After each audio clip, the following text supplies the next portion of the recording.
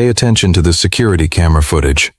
On the morning of November 14, 2022, in Everett, Washington, a CCTV camera mounted at the back of the neighbor's garage captured the first 55 seconds of what seemed like the most ordinary morning in Marilyn Cooper's life. In the frame, Marilyn, 48 years old, steps out into the backyard carrying 2 steaming cups of coffee. A few seconds later, Evan Cooper, 26 years old, appears behind her. He approaches, wraps his arms around his mother from behind, and pulls her close against him. Marilyn tilts her face to touch Evan's hand, smiling with the tender affection of a mother for the child who is her entire world. The two sit down on the wooden chair under the porch. Evan rests his head on his mother's shoulder. Marilyn reaches up to stroke her son's hair, while Evan takes her hand and presses it to his cheek as if trying to prolong that intimate moment just a little longer. 55 seconds of peace. 55 seconds of unconditional love. And also the last 55 seconds, Marilyn Cooper was seen alive.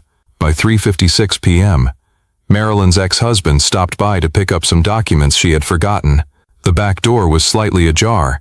As he stepped into the kitchen, he saw a dried trail of blood stretching from the kitchen out to the yard, winding like a guide to something horrific. He called Marilyn's name, but the house was dead silent. A few steps further, at the corner of the refrigerator, he collapsed. Marilyn lay there, motionless, her body covered in stab wounds, her hands deeply scratched as if she had still tried to fight back in those final seconds. He tremblingly called 911, and within minutes police arrived and cordoned off the scene, a scene that left anyone who witnessed it choked by its level of brutality. As the investigation team began piecing together the final hours of Marilyn Cooper's life, one big question emerged. How could a woman like her become the victim of an unimaginable crime? When Marilyn Cooper gave birth to Evan at age 22, too young to foresee the storms ahead, but strong enough to believe that as long as she had her son, everything would be okay. Evan's father left just a few months after he was born, leaving mother and son in a one-bedroom apartment in Linwood. Neighbors called them the team of two because wherever they went, whatever they did, they were always side by side. During the day, Marilyn worked as a waitress at a small coffee shop on Highway 99, and in the evenings she rushed to the animal rescue station for the night shift. She averaged 4 hours of sleep a day for nearly a decade, but never complained in front of Evan. For Marilyn, the greatest joy was coming home and seeing her little boy run out to hug her tightly. From a young age, Evan clung to Marilyn like her second arm. He wouldn't sleep unless Marilyn sat by his bed and stroked his hair until his eyes closed. On school mornings, Evan held on to his mother all the way to the school gate, turning back 3 times until Marilyn waved her hand. Every night, no matter how exhausted she was, Marilyn read him stories. There were lines she repeated for years. "You are the best thing Mom ever had," or "Mom is so proud to be your mother." Evan grew up on those words, on his mother's unchanging gentleness, and on an absolute belief that Marilyn was his only world. Then the teenage years arrived, loud, chaotic, and full of challenges. From 15 to 17, Evan struggled with emotional control. He was quick to anger, quick to fight, and got into legal trouble twice, once for fighting at school. Each time, Marilyn showed up at the police station with red eyes, arms wrapped tightly around Evan as if afraid someone would take her son away. She told him, voice trembling but firm, "No matter what you do, Mom will stand by you. Mom will never abandon you." Evan was placed in a youth rehabilitation program, and it was there that his emotional dependence on Marilyn grew even stronger. She attended every therapy session, sitting behind the cold glass, watching her son try to control his anger, taking notes on every word the doctor said. To Evan, no one in the world loved him as much as his mother, and no one in life deserved his trust except Marilyn Cooper. By ages 20-26, Evan gradually pulled himself together, as if all of Marilyn's efforts had finally paid off. He had a steady job at a garage in Everett, showed up to work consistently, and caused no more trouble. Neighbors saw Evan frequently helping Marilyn fix fences, mow the lawn, change light bulbs, even driving her to work on rainy days. One neighbor said, he treated his mom like his best friend. Marilyn just smiled when she heard that. But everyone knew how proud she was. Their life before the tragedy was nearly perfect. Marilyn was promoted to director of Snohomish County Animal Rescue after years of dedication. After work, Evan often stopped by the shelter, played with the dogs and cats, helped his mom clean cages or fix hinges. Evenings they cooked together. Marilyn chopping vegetables, Evan seasoning, then the two eating while watching old movies they'd seen dozens of times. Friday nights were movie nights. Sunday mornings were runs around Silver Lake, followed by stopping for Marilyn's favorite almond croissants. All of it made outsiders believe Evan was the reason Marilyn existed, and Marilyn was the only life preserver keeping Evan from the storms. But he quietly withdrew into himself, his eyes often fixed on Marilyn as if wanting to ask something he didn't dare say. One evening when Marilyn went out to eat with Daniel, she came home to find Evan sitting alone on the porch, eyes red, hands clutching the hem of his shirt. Marilyn placed her hand on his shoulder. "Evan, what's wrong?" He replied softly, "I just fear you'll change. I just need you to still love me like before." Marilyn hugged Evan, gently rubbing his back, reassuring him, "No one can replace you, never has and never will." She didn't know that very moment, that trembling sentence, that seemingly harmless hug was the first crack leading to a tragedy no one could stop. And then, starting October 19th, 2022, Evan's behavior quietly shifted direction. Evan showed up at the shelter more often than usual. Too much for Marilyn not to notice the change. He came in the morning, returned in the afternoon. Some days stood outside her office door for nearly half an hour just watching who she was talking to. When Marilyn asked why he was there so early, Evan only replied, "I just want to protect you," and that statement grew more and more insistent. But then a small change appeared, small enough to seem harmless, but enough to derail both their paths. Marilyn began dating Daniel Avery, a longtime colleague at the rescue organization. By early November 2022, Evan started controlling his mother's schedule in ways that no longer felt natural. "Who are you going with? What time will you be back? Is Daniel there?" Marilyn thought he was just overly worried, but for Evan, each of her dates was a threatening sign. The emotional dependence formed since childhood. Marilyn as his only safe place, the only one who wouldn't abandon him, now turned into fear of being replaced. When Marilyn gently suggested Evan consider renting a separate room to start an independent life, Evan reacted immediately. "Why should I move out? We've always been together," he said, voice nearly choking. To Evan, that suggestion wasn't advice, it was proof Marilyn was pushing him aside. As Daniel Avery appeared more in Marilyn's conversations, Evan saw it as a warning. "Mom is changing. Mom is being pulled away from me." Evan didn't tell anyone, but in the final days of late October, he began hearing strange signals in his head, thoughts he believed were true. "Mom doesn't need me anymore. Mom is choosing someone else. If I don't do something, Mom will leave me." Those mild delusions were enough to turn every action of Marilyn's into incriminating evidence. On November 22, they had their first real argument.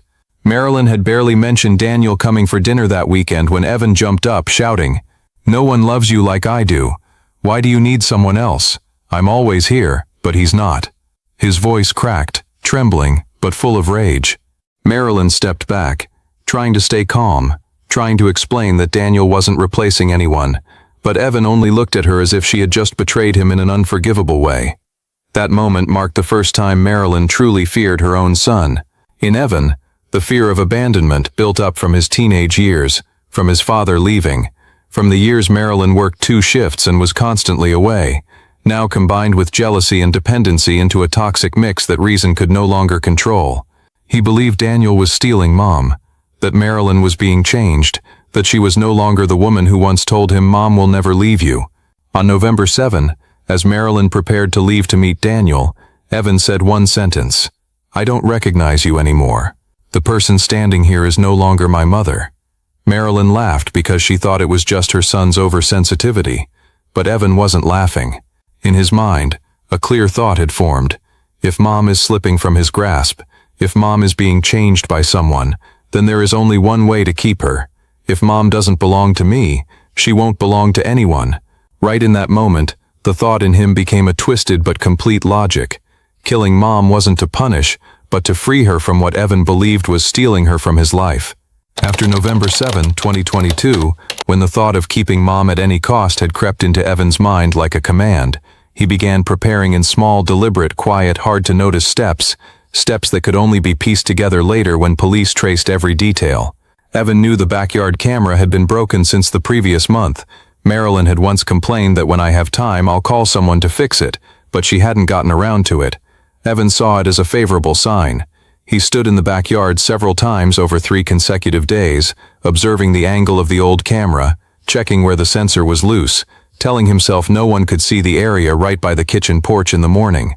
What Evan didn't know was that the neighbor's camera, just 40 feet away, had a direct view into the Cooper yard and was working perfectly. In most crimes, the killer is undone by one detail they never noticed. For Evan, it was that camera. The weapon was chosen early. The kitchen knife Marilyn loved. Long blade, sharp, old wooden handle worn over the years. It was the knife Marilyn used to chop vegetables, to teach Evan to cook when he was 8, to prepare the dinners the two of them shared in the small kitchen.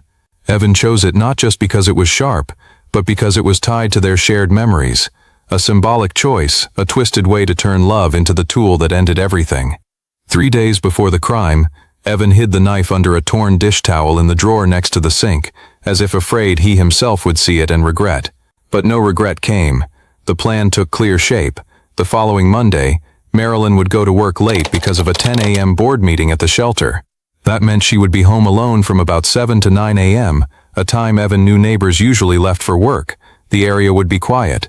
Evan targeted the attack window of 7:40 to 8 a.m., the least likely time for anyone to notice. He pictured attacking in the kitchen, quick and clean, then dragging the body out to the backyard, placing it near the steps and staging an accident. Marilyn falling while carrying things outside or slipping on a wet floor. He knew it wasn't a perfect plan, but in his mind it didn't need to be perfect, just enough to sever the rope pulling Marilyn out of his life. He sat alone in front of the living room wall, where a photo hung of the two of them when Evan was 12, Marilyn's arm around him beaming while Evan hugged the cat they adopted that day. He stared at the photo for a long time, face expressionless, his shadow stretching across the floor like a dark tear. Evan thought about Daniel, about the times Marilyn texted him, about the times she smiled when he called, and he believed what he was about to do wasn't to harm, but to liberate Mom from the pain. Only he could see. The pain of being changed, pulled away from her son, influenced by a man Evan saw as the greatest threat. In Evan's mind, what was coming wasn't a crime. It was an act of redemption, a distorted but complete logic. He stood up, checked the knife's position under the towel again, went to his room and set the alarm for 6:45 a.m. Everything was ready, just waiting for the moment. 6:58 a.m. November 14th, 2022. The Cooper kitchen was filled with the soft morning light. Marilyn stood at the counter, preparing 2 cups of coffee like every other morning. Steam rose from the ceramic mugs, her sweater still carrying the scent of last night. Evan came downstairs, quietly approached behind his mother, and wrapped his arms around her. Marilyn smiled, leaned her head against her son's cheek, and asked softly, "Did you sleep okay, Evan?" He just nodded lightly and held the hug a second longer, a familiar embrace she could never have imagined would, in less than an hour, be the last thing she saw. 7:12 a.m. The neighbor's CCTV captured 55 seconds that police later called the last moment of peace. Mother and son sitting on the wooden chair in the yard, Marilyn stroking Evan's hair, Evan gazing up at his mother for a long time, an expression both tender and empty, as if trying to memorize her face or find a reason to hold her back. They talked about what to eat tonight, about Marilyn going to work late, about the cat they picked up the day before. 7:27 a.m. When they returned to the kitchen, Evan bent over the sink and said, "Mom, I think the pipe is leaking." Marilyn immediately bent down to check, completely unaware that he had glanced quickly toward the drawer next to the sink, where the familiar kitchen knife had lain under the towel for 3 days. "Must be because I scrubbed too hard." Marilyn laughed, utterly oblivious to the danger standing right behind her. 7:31 a.m. Evan acted. No hesitation. He pulled the knife from the towel with the speed of a long-prepared reflex. The blade plunged hard into the middle of Marilyn's back, making her cry out in pain, her hand reaching for the edge of the table to steady herself. Evan didn't stop. He stabbed again, and again, harder, deeper. Marilyn tried to crawl toward the refrigerator, her hands leaving smeared blood trails on the counter and cabinet doors. Evan grabbed her shoulders and yanked her back, slamming her head hard against the floor. She couldn't breathe, couldn't speak. The next stabs rained down on her arms as she tried to shield her face, then her chest as she tried to turn. Blood splattered the kitchen walls, pooled on the tile floor, long and chaotic streaks signaling desperate resistance. 7:36 a.m. Marilyn gathered her last faint strength, grabbed Evan's wrist, voice broken. "Evan, stop. I love you." But those final words no longer reached the soft place inside him. Evan clamped his palm over her mouth, shoved her down to the floor, and continued the attack with the force of someone no longer aware of who the victim was. Marilyn tried to turn toward the back door, tried to crawl outside, leaving a long trail of blood like a plea for help. Her feet slipped on the floor, breaths ragged, arms trembling as she reached for the doorknob. Evan followed, grabbed her hair and yanked hard backward, making Marilyn fall back, her neck hitting the tile. Her breathing nearly stopped as Evan knelt on her, putting his full weight down.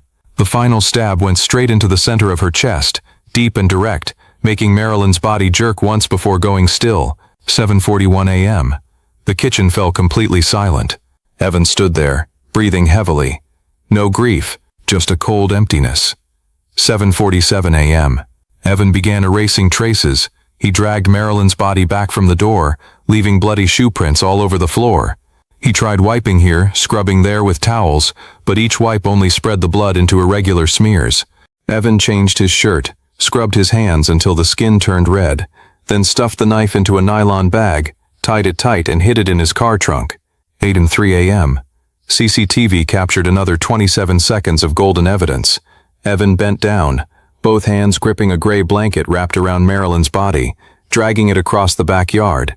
He didn't look up, unaware the lens was recording every breath, every movement, every drop of blood falling onto the concrete. 8:17 a.m. Evan appeared at Lavazza coffee shop, ordered a cappuccino like every morning. 9:02 a.m. He withdrew cash at an ATM. 10:11 a.m. He went to work at the garage, chatted with coworkers, laughed when expected. 11:30 a.m. He posted a story, a photo of a coffee cup with the caption "Morning Vibes." In less than 4 hours, Evan tried to construct a completely normal morning, an image of absolute innocence. 3:56 p.m. The back door of the Cooper house was ajar when Marilyn's ex-husband arrived for the documents. The smell of dried blood hit immediately. The blood trail stretched from kitchen to yard like markers of a tragedy, and when he saw Marilyn lying motionless on the cold tile, body full of stab wounds, hands as if still fighting in the final moment, he could only let out a choked cry before calling 911 and reporting what no one thought could happen in that house. Snohomish County Police arrived at the scene at 4:11 p.m. The moment they stepped into the kitchen, they knew this was no household accident, as it might first appear. The bloody shoe prints stretching from the back door deep into the kitchen formed a trail unmistakable to anyone but the person who had come and gone after Marilyn was killed. On the floor, where luminol was first sprayed, bright green immediately lit up, a hastily wiped, uneven layer of blood, leaving faint swirling marks as if someone tried to erase, but didn't know that in forensic science, no blood truly disappears. On the refrigerator edge and kitchen counter rim, police found Evan's fingerprints overlapping dried blood, proving he had touched Marilyn or dragged her while the blood was still wet. While searching the surrounding area, an officer discovered in the alley trash bin behind the house a tightly tied white nylon bag. Inside was a blood-soaked t-shirt and Marilyn's familiar kitchen knife, the blade still clinging to soft tissue and clotted blood. This was irrefutable evidence. In the temporary interview room, detectives began analyzing the cameras. The 7:12 a.m. footage, 55 seconds of mother and son sitting together on the wooden chair, left everyone speechless.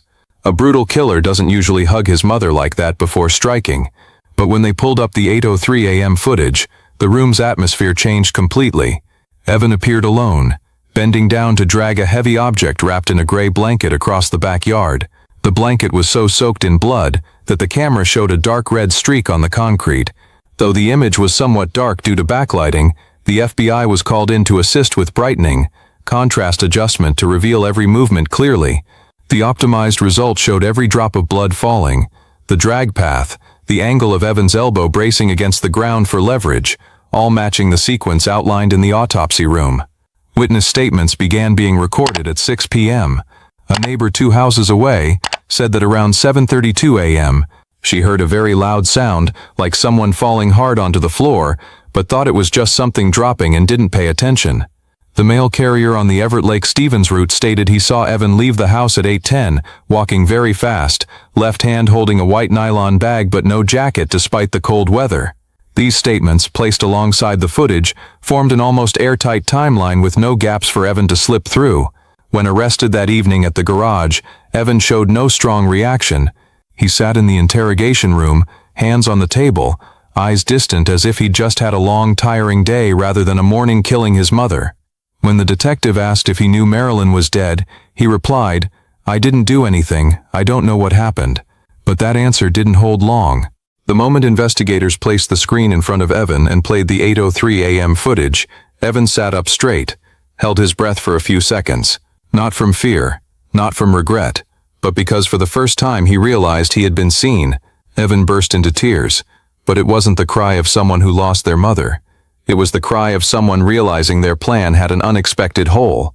"I just didn't want Mom to change," Evan said when asked why he did it. But when they asked if he regretted his actions, Evan fell completely silent. Silence so cold that a veteran detective had to stand up, step out for a few minutes to regain composure. Evan Cooper's trial took place in April 2023 at Snohomish County Superior Court. The courtroom was packed but dead silent when the prosecutor played the 7:12 a.m. footage, Evan resting his head on his mother's shoulder, Marilyn stroking his hair. Many in the room broke down crying. Daniel Avery, the man Marilyn had begun dating, buried his head in his hands when the 8:03 a.m. footage appeared, sobbing as he saw the body of the woman he loved dragged across the backyard by her own son. The prosecutor concluded, this was not an outburst.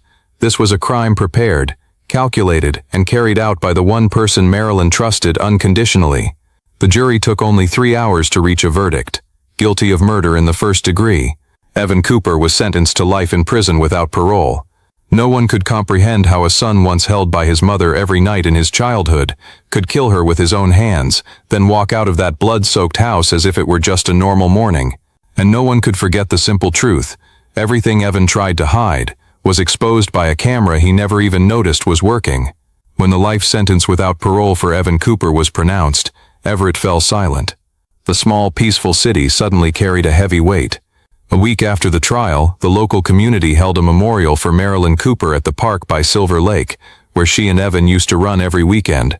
Hundreds came, bringing candles, flowers, photos, and small stories about Marilyn. Colleagues recalled late nights at the shelter when Marilyn stayed to care for a newly rescued dog. Neighbors told of the time Marilyn stopped her car in the rain to help an elderly person pick up dropped items. They spoke of her with genuine warmth, and the more they did, the more painful the air became, knowing the one who caused the tragedy was the child she loved most deeply. At the memorial, Emily Cooper, Evan's sister, stood on the edge of the crowd. Her face was gaunt, her eyes seeming unable to find anchor. When a reporter asked if she wanted to share anything, Emily replied softly, voice trembling but clear. Evan loved Mom more than anyone, but he was the one who ended her life. That statement stunned many. It was the cruel truth the whole community still couldn't accept. Love, when distorted by fear of abandonment, by obsessive dependency, can turn into the complete opposite of its nature. In the following days, the Cooper house was sealed. Red tape covered the windows. In the backyard, the wooden chair where Marilyn and Evan sat together that final morning still lay tilted to one side, pushed farther each day by the wind from its original spot. Neighbors said they passed by but didn't dare look long. The image of the chair, the patch of yard, and the camera angle seemed to still hold the breath of the tragedy. Many in the neighborhood said the same thing. It's hard to understand that what brought the truth to light was the camera Evan never paid attention to. The emergence of that CCTV footage became a bitter reminder that not every story is revealed through words. Sometimes the truth lies in moments the perpetrator believes he is completely alone. And from then on, a lesson was repeated many times. Cameras have no emotions, but they record what people try to hide. Danger sometimes comes from the very person you love and trust most. The memorial ended as the sun gradually set behind the trees around the lake. People left in silence, carrying questions that never found answers. How could a relationship built on love for 26 years turn into a crime in one morning? Why didn't Evan find another way out? And what made him believe killing his mother was the only way to keep her? Those questions can't be answered by reason. But the enhanced camera footage, frame by frame, every movement of Evan, is the only answer the investigation could provide. It captured the final morning of Marilyn's life, from the moment she hugged her son, to the moment her body was dragged across the yard. a sequence of images that forces anyone who watches to look away. And that is the unwanted but unavoidable warning. Sometimes the truth doesn't need anyone to tell it. It records itself. Thank you for following the story to the end. If you'd like to continue joining in with cases retold in the most truthful and chilling way, please hit subscribe to the channel. See you in the next episodes, where the truth always emerges from the most unexpected shadows.